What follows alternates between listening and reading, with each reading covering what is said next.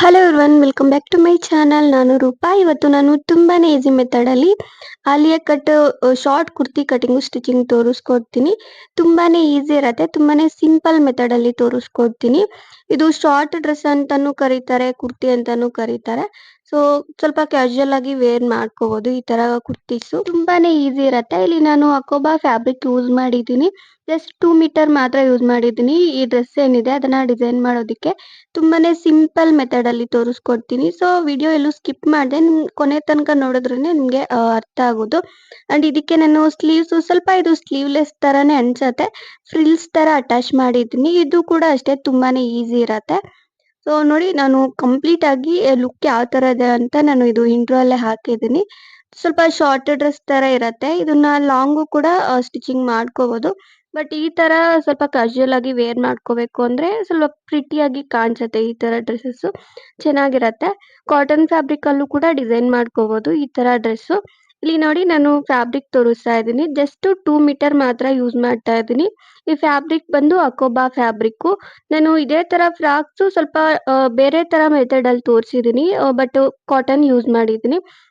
ಇಲ್ಲಿ ನಾನು ಯೂಸ್ ಮಾಡ್ತಾ ಇರೋದು ಅಕೋಬಾ ಫ್ಯಾಬ್ರಿಕ್. ನೀವು ಸ್ವಲ್ಪ ಈ ತರ ಡಾಟ್ ಡಾಟ್ ತರ ಕಾಣಿಸ್ತಿದೆ ಅಲ್ವಾ, ಇದು ಓಪನ್ ಇರತ್ತೆ.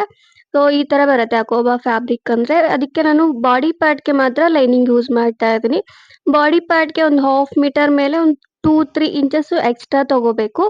ಸೊ ಆ ತರ ತಗೊಂಡು ನೀವು ಬಾಡಿ ಪಾರ್ಟ್ಗೆ ಎಷ್ಟು ಬೇಕೋ ಅಷ್ಟು ನೀವು ಕೇಳಿದ್ರೆ ಕೊಡ್ತಾರೆ ಲೈನಿಂಗ್ ಫ್ಯಾಬ್ರಿಕ್. ಕಾಟನ್ ಯೂಸ್ ಮಾಡ್ಕೋಬಹುದು, ಇಲ್ಲ ಇದು ಪಾಲಿಸ್ಟರ್ ಲೈನಿಂಗ್ ಬರುತ್ತೆ ಅದನ್ನು ಕೂಡ ಯೂಸ್ ಮಾಡ್ಕೋಬಹುದು.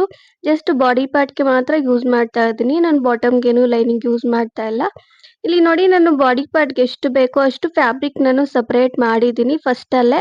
ಈ 2 ಮೀಟರ್ ಫ್ಯಾಬ್ರಿಕ್ ಏನಿದೆ ಇದರಲ್ಲಿ ನಾನು ಬಾಡಿ ಪಾರ್ಟಿಗೆ ಎಷ್ಟು ಬೇಕೋ ಅಷ್ಟು ನಾನು ಸಪರೇಟ್ ಮಾಡ್ಕೊಂಡು ಮತ್ತೆ ಸ್ಲೀವ್ಸ್ ಕಟ್ ಮಾಡ್ತಾ ಇದ್ದೀನಿ. ಸ್ಲೀವ್ಸ್ ನಾನು ಈ ಫ್ಯಾಬ್ರಿಕ್ ಇದೆ ಅಲ್ವಾ, ಈ ಕಡೆಗೆ ನಾನು ಕಟ್ ಮಾಡ್ತಿಲ್ಲ. ಜಸ್ಟ್ ಈ ರೀತಿ 2 ಫೋಲ್ಡಿಂಗ್ ಮಾಡ್ಕೊಂಡು ಎರಡು ಕಾರ್ನರ್ ಅಲ್ಲೂ ಸ್ವಲ್ಪ ಪ್ಲೇನ್ ಪಾರ್ಟ್ ಬಂದಿದೆ, ಅದಾದ್ರೆ ಚೆನ್ನಾಗಿರತ್ತೆ ಅಂತ ಇದನ್ನ ಯೂಸ್ ಮಾಡ್ತಾ ಇದ್ದೀನಿ. ಯಾಕಂದ್ರೆ ಅದನ್ನ ಫೋಲ್ಡಿಂಗ್ ಮಾಡಿ ಸ್ಟಿಚಿಂಗ್ ಮಾಡೋ ಅವಶ್ಯಕತೆ ಇರಲ್ಲ, ನಾರ್ಮಲ್ ಆಗಿ ಅಟ್ಯಾಚ್ ಮಾಡ್ಕೋಬಹುದು. ಅದಕ್ಕೆ ಈ ಸೈಡ್ ಅಲ್ಲಿ ಇರೋದು ಮಾತ್ರ ನಾನು ಕಟಿಂಗ್ ಮಾಡ್ತಾ ಇದ್ದೀನಿ. ಸೊ ಎರಡೂ ಸ್ಲೀವ್ಸ್ಗೂ ಆಗತ್ತೆ, ಯಾಕಂದ್ರೆ ತುಂಬಾ ತುಂಬಾ ಉದ್ದ ಇರತ್ತಲ್ವಾ ಕಂಪ್ಲೀಟ್ ಫ್ಯಾಬ್ರಿಕ್. ಅದನ್ನ ಫ್ರಿಲ್ಸ್ ತರ ಅಟ್ಯಾಚ್ ಮಾಡ್ಕೋಬಹುದು ಈ ಪ್ಲೇನ್ ಪಾರ್ಟ್ ಮಾತ್ರ. ಅದಕ್ಕೆ ನಾನು ಎರಡೂ ಪಾರ್ಟ್ಸ್ ನೀಟಾಗಿ ಕಟ್ ಮಾಡಿದೆ. ಸೊ ಇವಾಗ ಅದು ಕಟಿಂಗ್ ಎಲ್ಲ ಆದ್ಮೇಲೆ ರಿಮೈನಿಂಗ್ ಫ್ಯಾಬ್ರಿಕ್ ಕಂಪ್ಲೀಟ್ ಆಗಿ ಬಾಟಮ್ ಪಾರ್ಟ್ಗೆ ಯೂಸ್ ಮಾಡ್ಕೋಬಹುದು. ಇಲ್ಲಿ ನಾನು ಫಸ್ಟ್ ಬಾಡಿ ಪಾರ್ಟ್ ಕಟಿಂಗ್ ತೋರಿಸ್ತಾ ಇದ್ದೀನಿ. ಬಾಡಿ ಪಾರ್ಟ್ ಫ್ಯಾಬ್ರಿಕ್ ಈ ರೀತಿ 4 ಲೇಯರ್ಸ್ ಆಗಿ ಫೋಲ್ಡಿಂಗ್ ಮಾಡ್ಕೊಂಡಿದ್ದೀನಿ. ಲೆಂತ್ 14.5 ಇಂಚಸ್ ತಗೊಂಡಿದ್ದೀನಿ. ಸೊ 14 ಇಂಚಸ್ ಕೂಡ ತಗೋಬಹುದು. ಇಲ್ಲಿ ನಾನು ಶೋಲ್ಡರ್ ಲೆಂತ್ ಬಂದು 6 ಇಂಚಸ್ಗೆ ಮಾರ್ಕಿಂಗ್ ಮಾಡಿದ್ದೀನಿ. ಅಂಡ್ ಆರ್ಮ್ ವಾಲ್ ಬಂದು 6.5 ಇಂಚಸ್ಗೆ ಮಾರ್ಕಿಂಗ್ ಮಾಡಿದ್ದೀನಿ. ಇದು ಬಂದು ಕಂಪ್ಲೀಟ್ ಆಗಿ ಮೀಡಿಯಂ ಸೈಜ್ ಅವ್ರಿಗೆ ಕರೆಕ್ಟ್ ಆಗಿ ಆಗುತ್ತೆ. ಇಲ್ಲಿ ನೆಕ್ ಲೆಂತ್ ಬಂದು 3.5 ಇಂಚಸ್ಗೆ ಮಾರ್ಕ್ ಮಾಡಿದೆ. And deep front neck 5 inches ಇಟ್ಟಿದ್ದೀನಿ. ಆಕ್ಚುಲಿ 5.5 ಇಂಚಸ್ ಇಟ್ಕೊಂಡ್ರೆ ಚೆನ್ನಾಗಿರತ್ತೆ. ಸ್ವಲ್ಪ ಡೀಪ್ ಇಟ್ಕೊಂಡ್ರೇನೆ ಈ ತರ ಆಲಿಯಾ ಕಟ್ ಡ್ರೆಸ್ಸಸ್ ಕಟ್ ಮಾಡಿದಾಗ ಫ್ರಂಟ್ ನೆಕ್ ನಾನು ಇಲ್ಲಿ 5 ಇಟ್ಟಿದ್ದೀನಿ. ಕಟ್ ಮಾಡಿದಾಗ ಒಂದು ಹಾಫ್ ಇಂಚು ತೆಗಿತೀನಿ. ಈ ಕಡೆ ನಾನು ಒಂದು 3 ಇಂಚಸ್ಗೆ ಮಾರ್ಕ್ ಮಾಡಿದೆ ವೇಸ್ಟ್ ಪಾರ್ಟ್ ಕಡೆಗೆ. ಜಸ್ಟ್ ಶೇಪ್ ಏನಿದೆ ಫ್ರಂಟ್ ಸೈಡ್ ಆಲಿಯಾ ಕಟ್ ಪಾರ್ಟ್ ಏನಿದೆ, ಸೊ ಅದು ಶೇಪ್ ಬರೋದಕ್ಕೆ 3 ಇಂಚಸ್ಗೆ ಮಾರ್ಕ್ ಮಾಡಿಕೊಂಡು ಫ್ರಂಟ್ ಸೈಡ್ ಒಂದು 4.5 ಇಟ್ಕೊಂಡ್ರೆ ಆಗತ್ತೆ. ನಿಮ್ಗೆ ಎಷ್ಟು ಬೇಕೋ ಅಷ್ಟು ನೋಡ್ಕೊಂಡು ಮಾರ್ಕಿಂಗ್ ಮಾಡ್ಕೊಂಡ್ರೆ ಆಗತ್ತೆ. ಇದು ಶೇಪ್ ಕೆಲವ್ರಿಗೆ ಕಮ್ಮಿ ಬೇಕಾಗತ್ತೆ, ಕೆಲವ್ರಿಗೆ ಮೇಲ್ಗಡೆಗೆ ಬೇಕಾಗತ್ತೆ. ಜಸ್ಟ್ ನೀವು ಚೆಸ್ಟ್ ಪಾರ್ಟ್ ಅಗಲ ಎಷ್ಟು ಬೇಕೋ ಅಷ್ಟು ನೋಡ್ಕೊಂಡು ಇದನ್ನ ನೀವು ಕಟ್ ಮಾಡ್ಕೋಬೇಕು. ಈ ಫ್ರಂಟ್ ಸೈಡ್ ಪಾರ್ಟ್ ಏನಿದೆ ಅದು ನಾನು ಇಲ್ಲಿ 4 ಇಂಚಸ್ ಈ ರೀತಿ ಇಟ್ಟಿದ್ದೀನಿ. ಸೊ ಈ ರೀತಿ ನೋಡ್ಕೊಂಡು ಮಾರ್ಕಿಂಗ್ ಮಾಡ್ಕೊಂಡು ಕಟ್ ಮಾಡ್ಕೋಬೇಕು. ಇಲ್ಲಿ ನಾನು ಎರಡು ಪಾರ್ಟ್ಸ್ ಸಪರೇಟ್ ಮಾಡಿದ್ದೀನಿ. ಸೊ ಬ್ಯಾಕ್ ಸೈಡು ಸೇಮ್ ಬರುತ್ತೆ. ನೆಕ್ ಲೆಂತ್ 3.5 ಇಂಚಸ್ ಇಟ್ಟಿದ್ದೀನಿ. ಅಂಡ್ ಡೀಪ್ ಒಂದು 3 ಇಂಚಸ್ ಈ ರೀತಿ ಇಟ್ಟಿದ್ದೀನಿ. ಸೊ ಈ ರೀತಿ ನೋಡ್ಕೊಂಡು ಕಟ್ ಮಾಡ್ಕೋಬೇಕು. ಎರಡೂ ನೆಕ್ ಪಾರ್ಟ್ಸ್ ನೀಟಾಗಿ ಕಟ್ ಮಾಡಿದ್ದೀನಿ. ಓನ್ಲಿ ಫ್ರಂಟ್ ಸೈಡ್ ಮಾತ್ರ ಇದು ಶೇಪ್ ಏನಿದೆ ಅದನ್ನ ಕಟ್ ಮಾಡ್ಕೋಬೇಕು, ಫ್ರಂಟ್ ಸೈಡ್ ಮಾತ್ರ. ಹಾಗೆ ಹಾರ್ಮ್ ಶೇಪ್ ಒಂದು ಹಾಫ್ ಇಂಚ್ ಕಟ್ ಮಾಡಿದ್ದೀನಿ ಫ್ರಂಟ್ ಸೈಡ್ದು. ಸೊ ಇಲ್ಲಿಗೆ ಕಂಪ್ಲೀಟ್ ಆಗಿ ಬಾಡಿ ಪಾರ್ಟ್ ರೆಡಿ ಆಯ್ತು. ಸೊ ಫಸ್ಟ್ ಅಲ್ಲೇ ಹೇಳ್ದೆ ಅಲ್ವಾ, ಇದು ಕಂಪ್ಲೀಟ್ ಆಗಿ ಮೀಡಿಯಂ ಸೈಜ್ ಅವ್ರಿಗೆ ಕರೆಕ್ಟ್ ಆಗಿ ಆಗತ್ತೆ.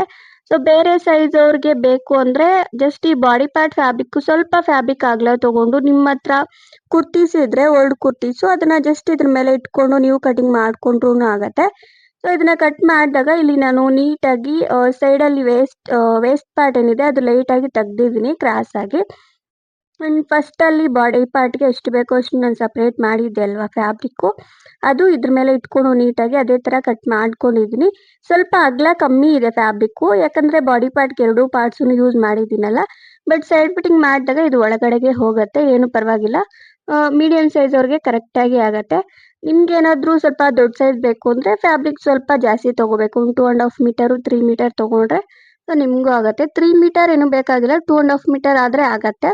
ಇಲ್ಲಿ ನಾನು ಈ ಪಾರ್ಟ್ಸ್ ಏನಿದೆ ಫ್ರಂಟ್ ಸೈಡ್ ಮಾತ್ರ ವೇಸ್ಟ್ ಪಾರ್ಟ್ ಕಡೆದು ಮತ್ತೆ ನೆಕ್ ಪಾರ್ಟ್ ಕಡೆದು ಲೈನಿಂಗ್ ಅಟ್ಯಾಚ್ ಆಗೋ ಥರ ಸ್ಟಿಚಿಂಗ್ ಮಾಡಿದ್ದೀನಿ. Back side only neck part ಮಾತ್ರ ಸ್ಟಿಚಿಂಗ್ ಮಾಡ್ಕೋಬೇಕು. ನೋಡಿ ನಾನು ಸ್ಟಿಚಿಂಗ್ ಮಾಡಿದ್ದೀನಿ. ಸೊ ಫ್ರಂಟ್ ಸೈಡು ನೀಟಾಗಿ ಸ್ಟಿಚಿಂಗ್ ಎಲ್ಲ ಆದಮೇಲೆ ಜಸ್ಟ್ ಅದನ್ನ ಅಪೋಸಿಟ್ ಆಗಿ ಫೋಲ್ಡ್ ಮಾಡಿಕೊಂಡು ಲೈನಿಂಗು ಅಟ್ಯಾಚ್ ಆಗೋ ಥರ ಸ್ಟಿಚ್ ಮಾಡ್ಕೋಬೇಕು. ಸೇಮ್ ಬ್ಯಾಕ್ ಸೈಡುನು ಅಷ್ಟೇ. ನೋಡಿ ಇಲ್ಲಿ ನಾನು ಕಂಪ್ಲೀಟ್ ಆಗಿ ಫ್ರಂಟ್ ಸೈಡ್ ಬ್ಯಾಕ್ ಸೈಡ್ ನೀಟಾಗಿ ಲೈನಿಂಗ್ ಅಟ್ಯಾಚ್ ಆಗೋ ತರ ಸ್ಟಿಚಿಂಗ್ ಮಾಡಿದ್ದೀನಿ. ಆಕ್ಚುಲಿ ಕಾಟನ್ ಫ್ಯಾಬ್ರಿಕ್ ಬೇರೆ ತರ ರಿಯನ್ ಫ್ಯಾಬ್ರಿಕ್ಸ್ ಆದ್ರೆ ಲೈನಿಂಗ್ ಏನು ಬೇಕಾಗಿಲ್ಲ. ಬಟ್ ಇದು ಈ ತರ ರೌಂಡ್ ರೌಂಡ್ ಏನಿದೆ ಹೋಲ್ ತರ ಇದೆ ಅಲ್ವಾ ಫ್ಯಾಬ್ರಿಕ್, ಅದಕ್ಕೆ ಲೈನಿಂಗ್ ಅಟ್ಯಾಚ್ ಮಾಡಿದ್ದೀನಿ. ಓನ್ಲಿ ಬಾಡಿ ಪಾರ್ಟ್ಗೆ ಮಾತ್ರ ಸ್ವಲ್ಪ ಟ್ರಾನ್ಸ್ಪರೆಂಟ್ ಇರತ್ತೆ, ಚೆನ್ನಾಗಿರಲ್ಲ ಅಂತ ಜಸ್ಟ್ ಅದಕ್ಕೆ ಮಾತ್ರ ಅಟ್ಯಾಚ್ ಮಾಡಿದ್ದೀನಿ. ಸೊ ಇವಾಗ ಫ್ರಂಟ್ ಪಾರ್ಟ್ ತಗೊಂಡಿದ್ದೀನಿ. ಫ್ರಂಟ್ ಪಾರ್ಟ್ಗೆ ಟಕ್ಸು ಸ್ಟಿಚಿಂಗ್ ಮಾಡ್ಕೋಬೇಕು. ಜಸ್ಟ್ ಇಲ್ಲಿ ಒಂದು 3 ಇಂಚು ಇಲ್ಲ 3.4 3.5 ನಿಮ್ಮ ಬಾಡಿ ಪಾರ್ಟ್ಗೆ ವಿಡ್ತು ಎಷ್ಟು ಬೇಕೋ ಅಷ್ಟು ನೋಡ್ಕೊಂಡು ಚೆಸ್ಟ್ ಪಾರ್ಟ್ಗೆ ನೀವು ಈ ರೀತಿ ಮಾರ್ಕಿಂಗ್ ಮಾಡ್ಕೋಬೇಕು. ಟಕ್ಸ್ ಪಾರ್ಟು ಇಲ್ಲಿ ಲೆಂತ್ ಬಂದು ಒಂದು 2 ಇಂಚಸ್ ಇಟ್ಟಿದ್ದೀನಿ. 2 ಇಂಚಸ್ 1.5 ಈ ರೀತಿ ನೋಡ್ಕೊಂಡು ಲೈಟ್ ಆಗಿ ಟಕ್ಕು ಸ್ಟಿಚಿಂಗ್ ಮಾಡ್ಕೋಬೇಕು. ಈ ರೀತಿ ಸ್ಟಿಚಿಂಗ್ ಮಾಡೋದ್ರಿಂದ ಇದನ್ನ ವೇರ್ ಮಾಡಿದಾಗ ಸ್ವಲ್ಪ ಕಂಫರ್ಟ್ ಇರತ್ತೆ. ಚೆಸ್ಟ್ ಪಾರ್ಟ್ ಹತ್ರ ಸ್ವಲ್ಪ ಕಂಫರ್ಟ್ ಇರುತ್ತೆ ಅಂಡ್ ಅಗಲ ಕೂಡ ಇರತ್ತೆ. ಸೊ ಅದಕ್ಕೆ ಯಾವತ್ತೇ ಆಗಲಿ ಸ್ವಲ್ಪ ಲೈಟ್ ಆಗಿ ಟಕ್ಸು ಸ್ಟಿಚಿಂಗ್ ಮಾಡ್ಕೋಬೇಕು. ಓನ್ಲಿ ಫ್ರಂಟ್ ಸೈಡ್ ಮಾತ್ರ, ಬ್ಯಾಕ್ ಸೈಡ್ ಏನು ಅವಶ್ಯಕತೆ ಇರಲ್ಲ. ಇಲ್ಲಿ ನಾನು ಬಾಟಮ್ ಪಾರ್ಟ್ ತೋರಿಸ್ತಾ ಇದ್ದೀನಿ. Bottom part only front side ಮಾತ್ರ ಲೆಂತ್ ಸ್ವಲ್ಪ ಜಾಸ್ತಿ ತಗೋಬೇಕು. ಫ್ರಂಟ್ ಸೈಡ್ 35 ಇಂಚಸ್ಗೆ ಕಟ್ ಮಾಡ್ಕೊಂಡಿದ್ದೀನಿ ಅಂಡ್ ಬ್ಯಾಕ್ ಸೈಡ್ಗೆ 30 ಇಂಚಸ್ ಬೇಕಾಗತ್ತೆ. ಇದು ಯಾಕೆ ಅಂತ ನಾನು ತೋರಿಸ್ಕೊಡ್ತೀನಿ ಯಾವ ರೀತಿ ಅಂತ. ಯಾಕಂದ್ರೆ ಇದು ಒಂದು ಮೇಲ್ಗಡೆಗೆ ಬರುತ್ತೆ ಪೀಸು. ಸೊ ಅಲೆ ಕಟ್ ಪಾರ್ಟು ಒಂದು 4 ಇಂಚು 5 ಇಂಚಸ್ ನಾನು ಕಟ್ ಮಾಡಿದೆ ಅಲ್ವಾ, ಅದಕ್ಕೆ ಇದು ಸ್ವಲ್ಪ ಎಕ್ಸ್ಟ್ರಾ ತಗೋಬೇಕು. ಫ್ರಂಟ್ ಸೈಡು 35 ಇಂಚಸ್ ತಗೋಬೇಕು ಲೆಂತು, ಬ್ಯಾಕ್ ಸೈಡ್ದು 30 ಇಂಚಸ್ ತಗೋಬೇಕು. ಈ ರೀತಿ ನೋಡ್ಕೊಂಡು ಎರಡೂ ಪಾರ್ಟ್ಸನ್ನು ನೀಟಾಗಿ ಪ್ಲೀಟ್ಸ್ ಚಿಕ್ಕದಾಗಿ ಸ್ಟಿಚಿಂಗ್ ಮಾಡ್ಕೋಬೇಕು. ಸೊ ಗ್ಯಾದರಿಂಗ್ ಪ್ಲೀಟ್ಸ್ ಬರತ್ತೆ ಅಲ್ವಾ, ಹಾಗೆ ಚಿಕ್ಕದಾಗಿ ಪ್ಲೀಟ್ಸು ಸ್ಟಿಚಿಂಗ್ ಮಾಡ್ಕೋಬೇಕು. ನೋಡಿ ನಾನು ಸ್ಟಿಚಿಂಗ್ ಮಾಡಿದ್ದೀನಿ ಕಂಪ್ಲೀಟ್ ಆಗಿ ಎರಡೂ ಪಾರ್ಟ್ಸ್ನು. ಇವಾಗ ಇಲ್ಲಿ ನಾನು ಒಂದು 5 ಇಂಚಸ್ಗೆ ಮಾರ್ಕಿಂಗ್ ಮಾಡ್ತಾ ಇದ್ದೀನಿ. 35 ಇಂಚಸ್ ಏನಿದೆ ಸೊ ಫ್ರಂಟ್ ಸೈಡ್ ಮಾತ್ರ ಮಾರ್ಕಿಂಗ್ ಮಾಡಿದೆ. ಫ್ರಂಟ್ ಸೈಡ್ ಪೀಸು ಅಂತ ಹೇಳಿದೆ ಅಲ್ವಾ, 35 ಇಂಚಸ್ ಬಾಟಮ್ಗೆ ಯೂಸ್ ಮಾಡ್ತಾ ಇದ್ದೀನಿ ಅಂತ ಹೇಳಿದೆ ಅಲ್ವಾ ಲೆಂತ್ ಪಾರ್ಟು. ಸೊ ಅದು ಮಾತ್ರ ಈ ರೀತಿ 5 ಇಂಚಸ್ಗೆ ಮಾರ್ಕ್ ಮಾಡಿಕೊಂಡು ಈ ಅಲ್ಯ ಕಟ್ ಪಾರ್ಟ್ ಏನಿದೆ ಫ್ರಂಟ್ ಸೈಡ್ದು ಅದು ಕರೆಕ್ಟ್ ಆಗಿ ಬರೋ ತರ ಈ 5 ಇಂಚಸ್ಗೆ ಏನ್ ಮಾರ್ಕ್ ಮಾಡಿದೆ ಸೊ ಅಲ್ಲಿಗೆ ಪಿನ್ಸ್ ಇಟ್ಕೋಬೇಕು. ನೋಡಿ ನಾನು ಬ್ಯಾಕ್ ಸೈಡ್ ತೋರಿಸ್ತಾ ಇದ್ದೀನಿ, ಈ ರೀತಿ ಇರತ್ತೆ. ಸೊ ಎಕ್ಸ್ಟ್ರಾ ಫ್ಯಾಬ್ರಿಕ್ಕು ಜಸ್ಟ್ ಅದನ್ನ ನೀಟಾಗಿ ಅಟ್ಯಾಚ್ ಮಾಡ್ಕೋಬೇಕು. ಇದು ಅಟ್ಯಾಚ್ ಮಾಡಿದಾಗ ನೀಟಾಗಿ ಅದ್ರ ಮೇಲೆ ಬರೋ ತರ ಸ್ಟಿಚಿಂಗ್ ಮಾಡ್ಕೋಬೇಕು. ನಾನು ಸ್ಟಿಚಿಂಗ್ ಮಾಡಿದ್ದೀನಿ ನೋಡಿ. ಇದು ಸ್ಟಿಚಿಂಗ್ ಎಲ್ಲ ಆದ್ಮೇಲೆ ಈ ಎಕ್ಸ್ಟ್ರಾ ಫ್ಯಾಬ್ರಿಕ್ ಏನಿದೆ ಸೊ ಅದನ್ನ ಕಟ್ ಮಾಡ್ಕೋಬೇಕು. ಇದು ಇನ್ನೊಂದು ಮೆಥಡ್ ಅಲ್ಲೂ ಕೂಡ ಕಟ್ ಮಾಡ್ತಾರೆ, ಬಾಟಮ್ ಕಟ್ ಮಾಡ್ತಾರೆ ಈ ರೀತಿ ಶೇಪ್ ಬರೋ ತರ. ಬಟ್ ನಾನು ಬಾಡಿ ಪಾರ್ಟ್ ಕಟ್ ಮಾಡಿ ಈ ರೀತಿ ಅಟ್ಯಾಚ್ ಮಾಡಿದ್ದೀನಿ. ಸೊ ಬ್ಯಾಕ್ ಸೈಡ್ ಕೂಡ ಸೇಮ್ ಅದೇ ತರಾನೇ ಈ ಪಾರ್ಟ್ಸ್ ನೀಟಾಗಿ ಅಟ್ಯಾಚ್ ಮಾಡ್ಕೊಂಡು ಎರಡು ಪಾರ್ಟ್ಸ್ ನೀಟಾಗಿ ಶೋಲ್ಡರ್ ಪಾರ್ಟ್ ಸ್ಟಿಚಿಂಗ್ ಮಾಡ್ಕೋಬೇಕು. ಸೊ ಇವಾಗ ನಾನು ಸ್ಲೀವ್ಸ್ ತೋರಿಸ್ಕೊಡ್ತೀನಿ. ಸ್ಲೀವ್ಸ್ ಫ್ಯಾಬ್ರಿಕ್ ಫಸ್ಟ್ ಅಲ್ಲೇ ನಾನು ಕಟ್ ಮಾಡಿದ್ದೆ ಅಲ್ವಾ ಎಕ್ಸ್ಟ್ರಾ ಫ್ಯಾಬ್ರಿಕ್. ಜಸ್ಟ್ ಇದನ್ನ ಚಿಕ್ಕದಾಗಿ ಈ ತರ ಪ್ಲೀಟ್ಸ್ ತರ ಸ್ಟಿಚಿಂಗ್ ಮಾಡ್ಕೋಬೇಕು ಎರಡು ಪೀಸಸ್ ಅಷ್ಟೇ. ಆಕ್ಚುಲಿ ತುಂಬಾನೇ ಲೆಂತ್ ಇರತ್ತೆ, ನಿಮ್ಗೆ ಎಷ್ಟು ಬೇಕೋ ಅಷ್ಟು ನೋಡ್ಕೊಂಡು ಚಿಕ್ಕದಾಗಿ ಪ್ಲೀಟ್ಸ್ ಏನಿದೆ ಅದನ್ನ ಸ್ಟಿಚಿಂಗ್ ಮಾಡ್ಕೋಬೇಕು. ಇಲ್ಲಿ ನಾನು ತೋರಿಸ್ತಾ ಇದ್ದೀನಿ ನೋಡಿ, ಇದು ಲೆಂತ್ ಎಷ್ಟಿರ್ಬೇಕು ಅಂತ. ಓನ್ಲಿ ಮಿಡಿಲ್ ಪಾರ್ಟ್ ಮಾತ್ರ ನಾನು ಪ್ಲೀಟ್ಸ್ ಸ್ಟಿಚಿಂಗ್ ಮಾಡಿದ್ದೀನಿ ಆ ಕಡೆ ಈ ಕಡೆ ಬಿಟ್ಟು.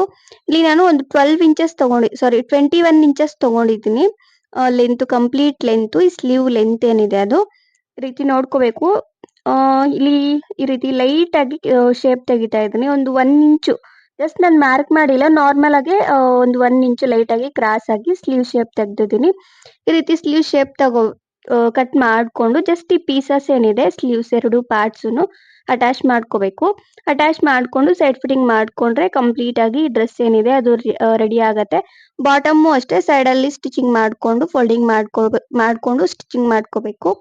ನೋಡಿ ನಾನು ಕಂಪ್ಲೀಟ್ ಆಗಿ ಸ್ಟಿಚಿಂಗ್ ಮಾಡಿದ್ದೀನಿ. ಮತ್ತೆ ಆಲಿಯಾ ಕಟ್ ಇನ್ನೊಂದು ಮೆಥಡ್ ಕೂಡ ಇದೆ. ಸೊ ಆ ಮೆಥಡ್ ಅಲ್ಲಿ ನೆಕ್ಸ್ಟ್ ವಿಡಿಯೋ ಅಲ್ಲಿ ತೋರಿಸ್ಕೊಡ್ತೀನಿ ಯಾವ ರೀತಿ ಅಂತ. ಅದು ಕೂಡ ಈಸಿನೇ.